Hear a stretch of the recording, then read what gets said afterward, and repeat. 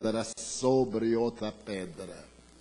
Ficaram somente as pedras do alicerce que sustentam o Monte Moriá, sobre o qual estava erguido o edifício. Que percepção ele tinha do futuro! E quando ouvides falar de guerras, ainda não é o fim, é o começo. Porque sempre as houve face à conduta humana. E através da história temos observado aqueles falsos profetas, incluindo os que Allan Kardec como da erraticidade, que vem dar mensagens em seu nome, que assume posições de relevo, mas não nos permitamos enganar-nos. Pois se levantará nação contra nação e reino contra reino. Haverá terremotos em vários lugares e haverá fomes. Estas coisas são o princípio das dores. Estamos saindo da grande tragédia na África da fome, que deve matar 3 milhões de pessoas, por causa do ódio das duas etnias, uma das quais não permite que os alimentos cheguem à outra, sendo membros do mesmo clã. Então nós vemos essa percepção do mestre a respeito do futuro. Um irmão entregará a morte a seu irmão e um pai a seu filho. Os filhos se levantarão contra seus pais e os farão morrer. Sereis também odiados de todos por causa do meu nome. Mas aquele que perseverar até o fim, esse será salvo. Durante o nazismo, os irmãos entregavam os irmãos que não pertenciam ao partido. Pais denunciavam filhos que denunciavam pais. E o horror chegou a tal ponto que muitos pais que tinham filhos que sofriam de enurese, que molhavam a cama durante a noite, eram considerados seres inferiores. E os pais mandavam para os campos de extermínio para matarem os filhos, porque eles sofriam de uma problemática psicológica e durante a noite molhavam a cama. E isto era síndrome de inferioridade racial. A raça nazista, que estava aos cuidados de Himmler, era tão paradoxal que este homem que odiava qualquer imperfeição era míope, puxava da perna. E aí está o seu conflito projetado nos outros. Todo indivíduo algoz tem um conflito terrível. E todo agressivo é um covarde. Ele ataca porque tem medo de ser atacado. Então não temamos os covardes agressivos. Nossos valores morais enfrentam-nos e eles retrocedem. Porque se nós entrarmos no campo da força, perdemos, porque eles não têm caráter. E é exatamente isso que ocorre no mundo dos triunfadores da mentira.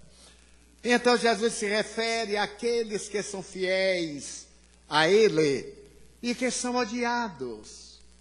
Muitas vezes eu me conta de que pessoas que desejam licenças morais, mesmo em nosso movimento, sem qualquer crítica, e nós somos austeros, severos no cumprimento do dever, chamam-nos ortodoxos. Detestam-nos a fidelidade a Jesus, porque eles querem ser do mundo do prazer. Eu ainda me recordo que Chico Xavier narrou antes de uma conferência nossa, no Clube Uberabense, que um grupo de pessoas foi até ele depois do pinga-fogo. Eram espíritas e disseram: Chico, você vai cair. Que atrevimento. E ele docemente disse: não, não vou. Vai. Você ficou muito vaidoso depois do pinga-fogo. Projeção da imagem. Eram os vaidosos projetando o seu conflito no homem transparente. E aí Chico perseverou: mas eu não vou cair. Vai. Não, não vou. Vê? Olha aí a vaidade. Por que você não vai cair? Porque nunca me levantei. Sempre estive caído.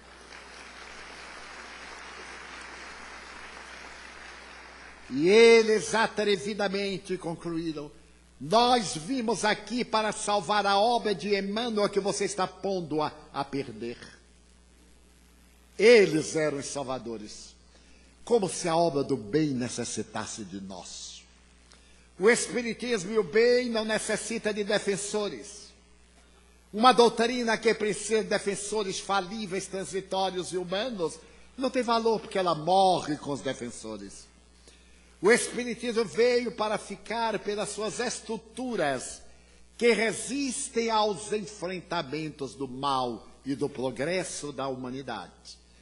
Então, seus defensores deveriam ser os seus cumpridores.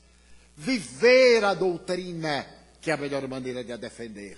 E nem se preocupar em ficar apontando as mazelas. Mas eles disseram: sereis odiados por todos por causa do meu nome, mas aquele que perseverar até o fim, esse será salvo. Porque é tão fácil perseverar numa ideia nova, aquele entusiasmo. Quando me tornei espírita, eu tinha tanto entusiasmo, principalmente na caridade, dar sem que uma mão saiba da outra. Então, dar passes, aplicar passes para mim, era dar as minhas energias, e eu já andava na posição. Quando alguém disse estou, eu já lhe dava um passe. Depois veio a moderação, o equilíbrio, e passaram-se 65 anos, que espero perseverar até o fim. Esse será salvo, esse estará em paz. Aquilo que predica, ninguém é capaz de perseverar numa mentira tantos anos. É necessário que esteja impregnado da sua verdade para suportar chuvas e trovoadas, ventos e ardência, frio e abandono. E o sublime amigo continua: quando, porém, virdes a abominação da desolação estar onde não deve, quem lhe entenda, então os que estiverem na Judéia não fujam para os montes. O que se achar no eirado não desça nem entre para tirar as coisas de sua casa. E o que estiver no campo não volte para tornar a sua casa. Mas ai das que estiverem grávidas e das que amamentarem naquele tempo. Que extraordinário, meus irmãos. O que é que nós vemos hoje? A abominação da desolação estar onde não deve. Quem lhe entenda, a pedofilia. Onde é que ela tem encontrado maior ressonância? Nos núcleos de fé religiosa. Quem são os criminosos que a imprensa tem revelado? São aqueles que deveriam zelar pela infância e dela abusam. São aqueles que predicam: vinde a minhas criancinhas, e as exploram, cometendo o crime hediondo de matar o sentimento, porque uma criança maltratada se tornará um bandido, diz a psicologia. A criança sexualmente explorada perderá o sentido da vida, ficará marcada para sempre na alma, que transferirá para outras vidas em conflitos sexuais. Então o pedófilo é um dos maiores criminosos, pela sua tremenda psicopatologia, porque é uma doença grave, que merecia tratamento especial ou cárcere, para impedir que o ser mais se degrade, mais se comprometa. Porque a função carcerária não deve ser punitiva, ela deve ser reeducativa. Evitar que o ser comprometa-se mais e que deixe de ameaçar a sociedade.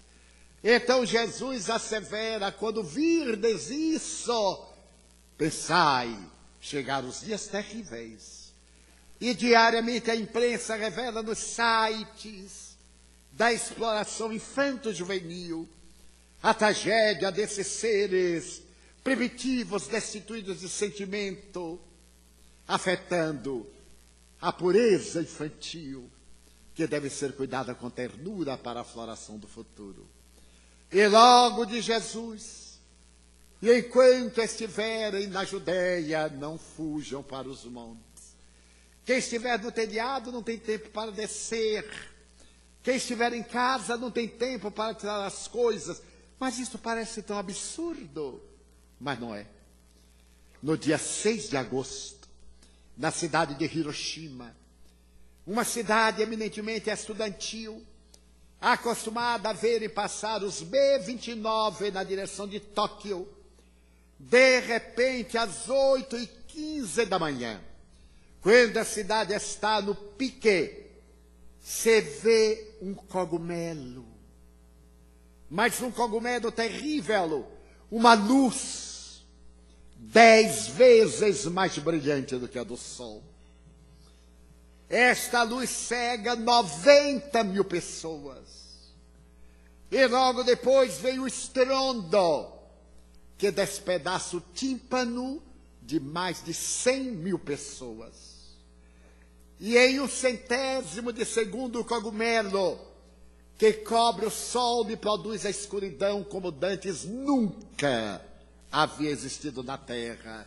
Esses dados eu os retirei de uma obra publicada em 1960 que se chama O Apocalipse do Átomo. Então, aquela escuridão terrível, as pessoas não sabem o que está acontecendo. Vem um calor de 10.000 graus centígrados. O calor do epicentro do Sol é de 6.648 graus centígrados, que derrete o aço. Aquele era de 10.000 graus. Com a explosão, as casas foram diluídas. Os metais derreteram. E, de repente, vêm os ventos norte, sul, sul, norte, leste, oeste, oeste, leste, que carregam veículos e atiram contra os escombros. As pessoas correm.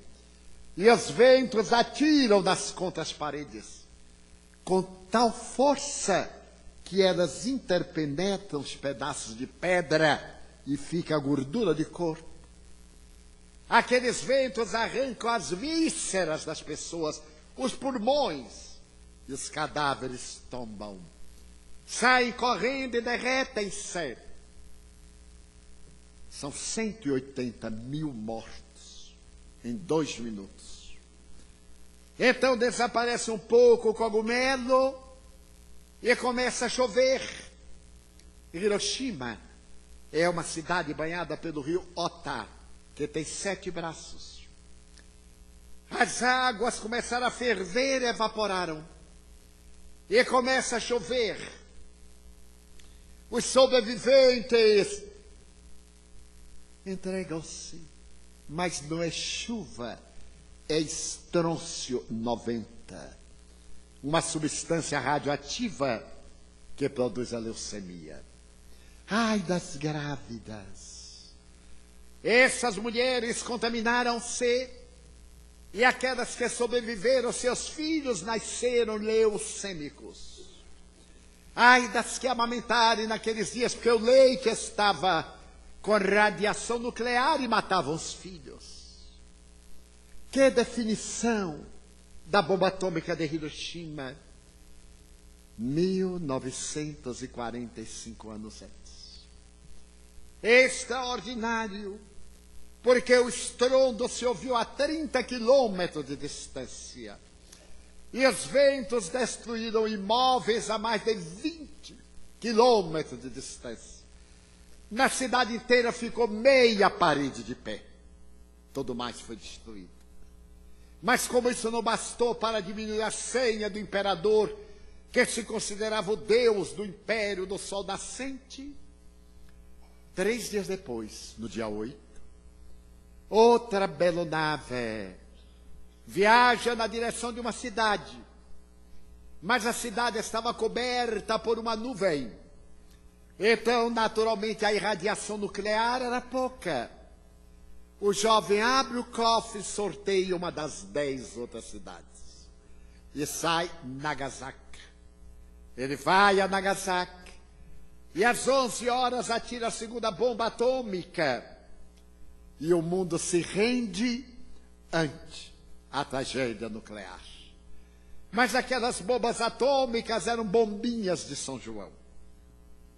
Hoje os arsenais, nas ogivas dos mísseis, possuem bombas que são capazes de destruir toda a terra, tornando-a fragmento mais de 1000 vezes.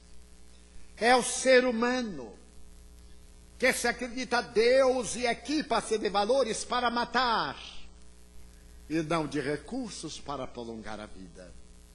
Então, é natural que saiamos destas vascas agônicas da guerra na direção da paz. E Jesus continua prescrevendo: rogai que não suceda isto no inverno, porque aqueles dias serão de tribulação, a qual nunca houve desde o princípio da criação, feita até agora, nem haverá jamais. Então aquilo houve, mas não haverá jamais. A decantada Terceira Guerra Mundial não haverá jamais, porque será uma guerra que não terá vencedores. Os vencedores cairão sobre os vencidos, porque os ventos levarão a radiação nuclear para toda parte, e para aqueles que desencadearem a guerra também. Então Jesus prevê, se o Senhor Deus não abreviasse aqueles dias, ninguém salvaria, não seria salvo. Imaginemos se continuasse a tirar bombas atômicas. E eu me recordo que li em seleções do Reader Digest, em uma entrevista a Oppenheimer e a Albert Einstein, que eram os autores do projeto chamado Manhattan, se eles esperavam uma tragédia daquela natureza. E Einstein respondeu à entrevistadora, que era uma embaixadora dos Estados Unidos na China, e que escreveu obras memoráveis, chamada Peer Book. Esta mulher notável perguntou-lhe: o senhor sabia do resultado da bomba? E Einstein disse: não sabia. Eu preferia ter sido bombeiro encanador a haver trabalhado na matemática da bomba. Mas como Einstein não era um bom matemático, os cálculos foram feitos pelo engenheiro matemático italiano Fermi. E Oppenheimer, von Braun, alemães que foram resgatados pelos Estados Unidos, depois dessa tragédia vão trabalhar nos átomos para a paz. Mas que vemos hoje a fornalha do mundo acompanhando o Irã, trabalhando, quiçá, diz o Ocidente, para ter a sua arma nuclear, e diz o Irã para fomentar o progresso. Porque nós ainda, apesar de estarmos vinculados às religiões, não cremos em Deus. E desejamos provocar uma hecatombe em nossa alucinação. Eu recordo-me que dos anos da Guerra Fria havia um telefone vermelho entre Moscou e Washington, para qualquer dúvida aclararem antes de desencadearem uma guerra atômica. Pensava-se em colocar mísseis na Lua, porque quem acionasse primeiro o botão venceria a guerra. Ia conversando um dia com Chico Xavier, falando dessas preocupações. Ele disse: meu filho, naquela oportunidade Jesus reuniu seus ministros e, vendo a ferocidade de ambos os lados, ele inspirou os cientistas na grande correria para a conquista da Lua. É claro que o alvo da guerra para essa competição, até o ano de 69, quando Mitchell colocou a bandeira americana na Lua, e os russos prosseguiram na saga, até que aqueles dias terríveis deram lugar à paz. Uma paz enganosa. mas que, de certa maneira, nos mantém politicamente em equilíbrio.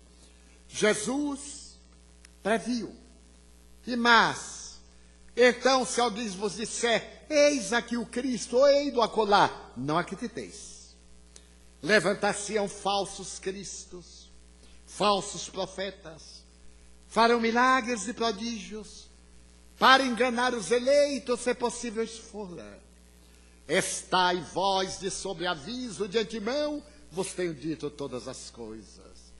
Mas o Brasil é um país especial, e nós temos um Cristo reencarnado no Brasil.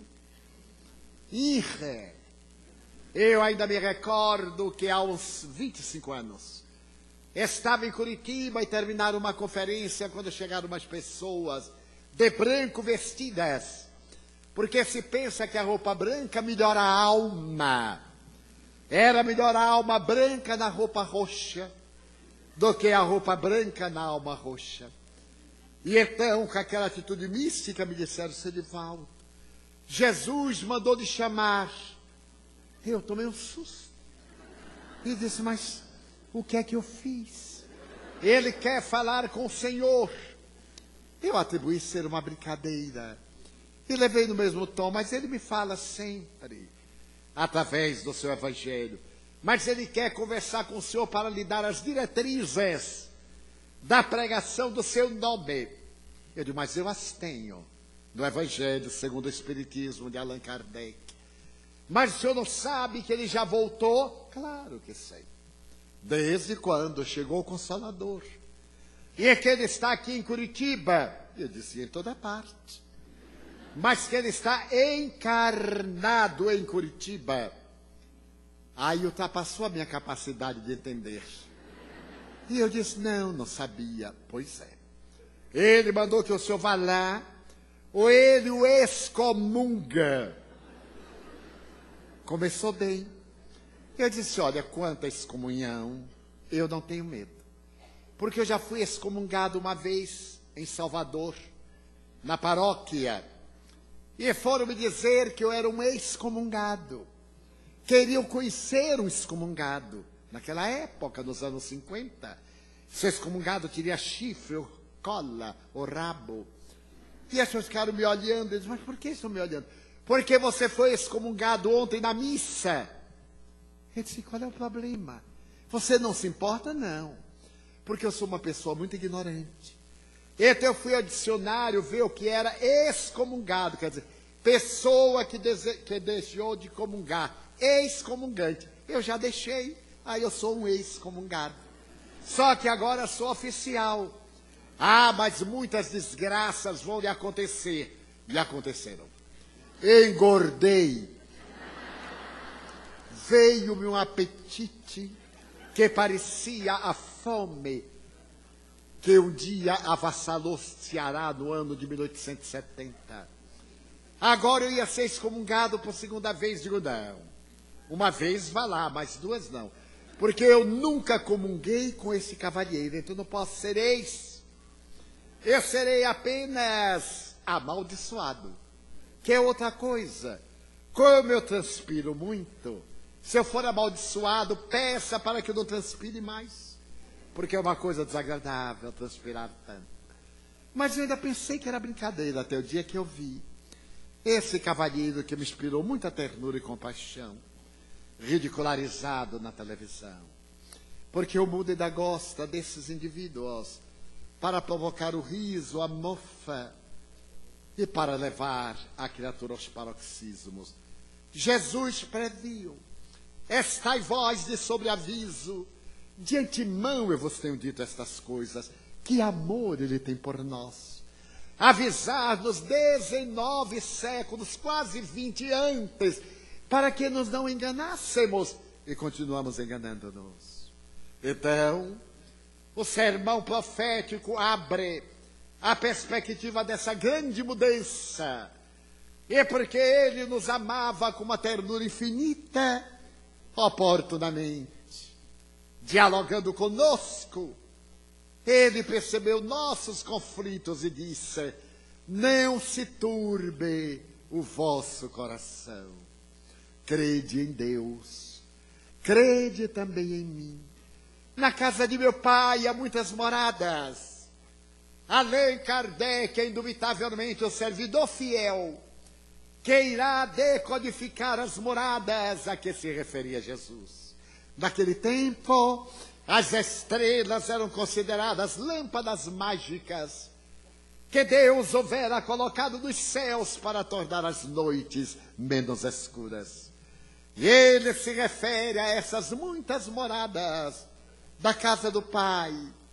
E Joana de Ângeles vem nos dizer que através das observações pelo singelo telescópio de Galileu e graças aos cálculos matemáticos foram se ampliando infinitamente os horizontes do universo, explicando como são e de que se constituem esses ninhos que oscilam fulgurantes além da imaginação humana, que tende a exuberância do a que Jesus, com sabedoria e eloquência, designara como moradas da casa do Pai. Este livro foi escrito nos anos 70, de forma que alguns dados estão já ultrapassados. Nos 100 bilhões de sóis, hoje 200 bilhões de sóis da Via Láctea, e dos 100 milhões de galáxias que aproximadamente existem, na sua quase totalidade maiores do que a nossa, palidamente se configuram os planos do universo, desafiando a inteligência humana a fim de que o homem penetre no amor e o amor responda sobre a grandeza da vida. Estes 200 bilhões de galáxias, graças ao telescópio Hubble, podemos em nossa casa abrir o site e ver galáxias devoradas pelos buracos negros e outras galáxias nascerem da poeira dos astros, cantando as glórias de Deus e desmentindo que no 7º dia Deus descansou. Nesta imagem mitológica de um Deus humano, quando Jesus disse: meu Pai até hoje trabalha e eu também trabalho. A criação é infinita e não se detém. E de Joana de Ângeles que, além delas, vencendo distâncias inimagináveis, impondo perplexidade às mentes mais audaciosas, foram recentemente detectadas as quasares, que são fontes quase estelares de energia, de radiação, as pulsares espaciais, as supernovas, que produzem brilho de até 10 milhões de vezes maiores do que o Sol. Eu não consigo uma luz maior do que a desse spotlight, 10 milhões de vezes, porque segundo os teóricos do Big Bang, a energia ainda está viajando na direção da órbita do universo finito. E quando ali chegam, retornam e encontram outras energias que vão. O seu encontro produz os quasares, produz as pulsares, que são fontes de energia. E a Terra parece tão pequenina diante dessa grandeza. Então, os astrônomos conceituados, Edmund Halley, Paul Otto Hess e Friedrich Wilhelm Bessel, entre outros, através de cálculos muito complexos, constataram que o nosso sistema solar gravita em torno de Alcione, uma estrela de terceira grandeza que se encontra a 440 anos-luz de distância da Terra. Abramos um parênteses. Estes dados, coletados a partir dos anos 30, encontram algumas reações em outros estudiosos hoje na internet. Pessoalmente, elejo-os como autênticos. O que não quer dizer que admita a possibilidade de estarem corretos aqueles que discrepam. Por isso, os colocamos. Então, esses notáveis astrônomos perceberam que em volta de Alcione há uma luminosidade estranha e peculiar. E o sistema solar gira em torno dela, Alcione, durante o período de 26 mil anos. E em cada 12 mil anos, o sistema solar aproxima-se dessa estrela grandiosa, que é circundada por uma imensa camada de fótons, penetrando-a e aí demorando-se por um período de 2 mil anos.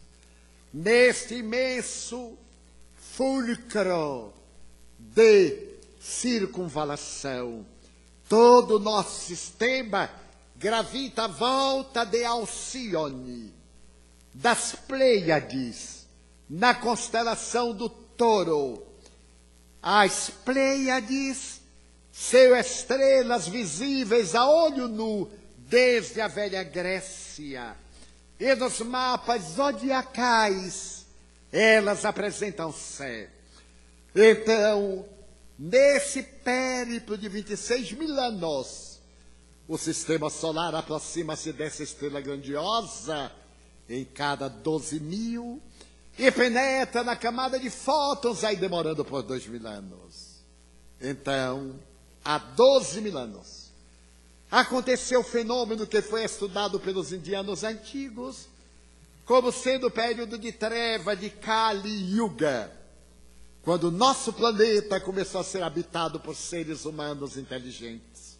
Quando vieram aqueles da constelação do Cocheiro e vieram para encarnar na Terra nesse período. Notemos que se passaram 12 mil anos. E então, acreditam esses estudiosos que a partir do ano de 1972 o sistema solar vem se adentrando nesse envoltório de fótons. E que a partir de 1978 a Terra começou a penetrar nessa camada de energia que produz uma certa luminosidade, resultado da excitação molecular, que não tem calor, nem proporciona sombra. Está aproximando-se, desde 78, aqueles que têm mais de 40 anos. Eu de notar que as crianças que passaram a nascer desde então, e na atualidade, vêm apresentando características muito singulares, especialmente hiperatividade, agudeza. Hoje a psicopedagogia está com grave problema para atender as crianças DDA, as crianças portadoras de hiperatividade, de dificuldade na fala até os 3 anos. E a hiperatividade tomou conta do mundo, exigindo que os psicoterapeutas e psiquiatras proponham a chamada droga da obediência, que os especialistas da nova era não recomendam, porque esta droga torna o cérebro receptivo, que passa a atender aos impositivos, diminuindo a intensidade da criança, mas abrindo campo para futuras drogas. Não seja de estranhar o número enorme de crianças e adolescentes no crack e outras drogas ilícitas. Então, prosseguem. Allan Kardec, e o sinal dos tempos, tornada adulta a humanidade, tem novas necessidades, aspirações mais elevadas e mais vastas, despoja-se em consequência das faixas infantis, e se lança impelida por irresistível força para as margens desconhecidas em busca de novos horizontes menos limitados. O notável codificador vai adiante. Para que na terra sejam felizes os homens, preciso é que somente a povoem espíritos bons, encarnados e desencarnados, que somente ao bem se dediquem. Havendo chegado o tempo, grande imigração se verificam dos que a habitam. Há dos que praticam o mal pelo mal, ainda não tocados pelo sentimento do bem, os quais, já não sendo dignos do planeta transformado, serão excluídos, porque senão lhe ocasionariam de novo perturbação e confusão, e constituiriam obstáculo ao progresso. Substituí-los-ão espíritos melhores, que farão reino em seu seio a justiça, a paz e a fraternidade. Isto foi escrito em a Gênese, que foi publicado em 1867, antecipando 100 anos este momento da grande transição planetária. A época atual é de transição. Confundem-se os elementos das duas gerações. Colocados no ponto intermédio, assistimos à partida de uma e à chegada da outra, já se assinalando cada uma no mundo pelos caracteres que lhes são peculiares. Quando eu encontrei este slide e vi este terrorista da nova era, eu fiquei profundamente magoado. Porque o computador foi inspirado por Deus, mas foi feito por Satanás. Para aqueles que estão nascendo, para as crianças, para os velhotes, é uma tragédia. Contou-me um amigo que estava digitando, e sempre nosso dedo bate no lugar que não existe, mas que existe. E a tela ficou em branco. Ele tentou tudo. Terminou por gritar pelo neto Guilherme, de 6 anos. O que é isto, meu filho? Vou. Ctrl, ESC, Shift. E pum! Ele olhou para o menino e continuou. Mas ele não estava bem naquele dia e o dedo errou pela segunda vez. E já irritado, Guilherme, mas vou. E repetiu a experiência. E sorriu. Foi brincar. Pela terceira vez, ele quase arrebentou a máquina. Guilherme veio e disse: vô, o que é isso? É configuração, vô. Olha aqui, botou os dedinhos. E aí olhou para o avô, pôs a mão na cintura e perguntou: vô, como é que você vivia antes de eu nascer?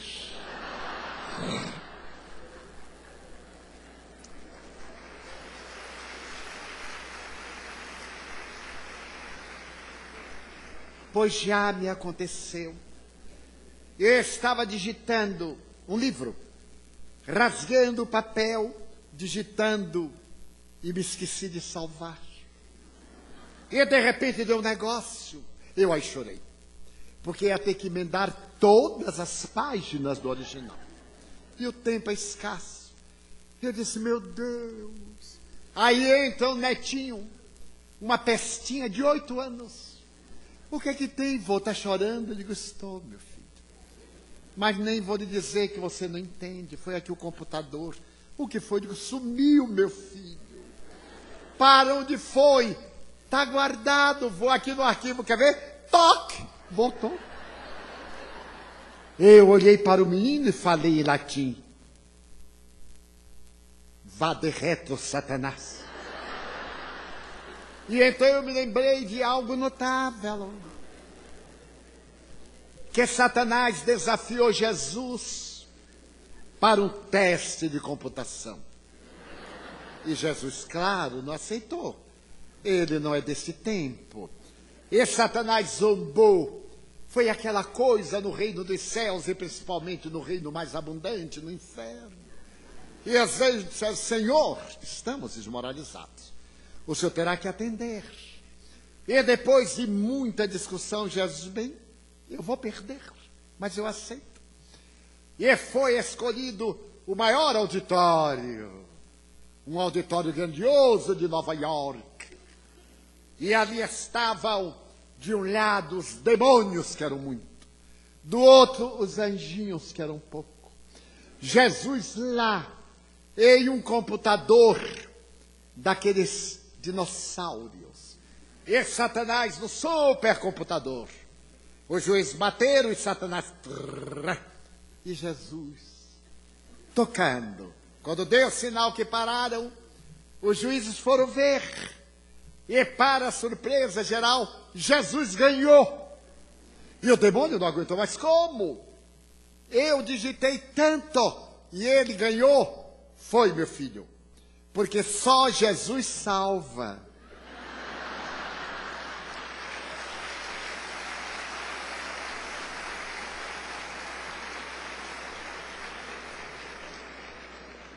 Então, na certeza de que só Jesus salva, nós vamos parar aqui para nos salvarmos no almoço e continuarmos às 14h30. Muito obrigado.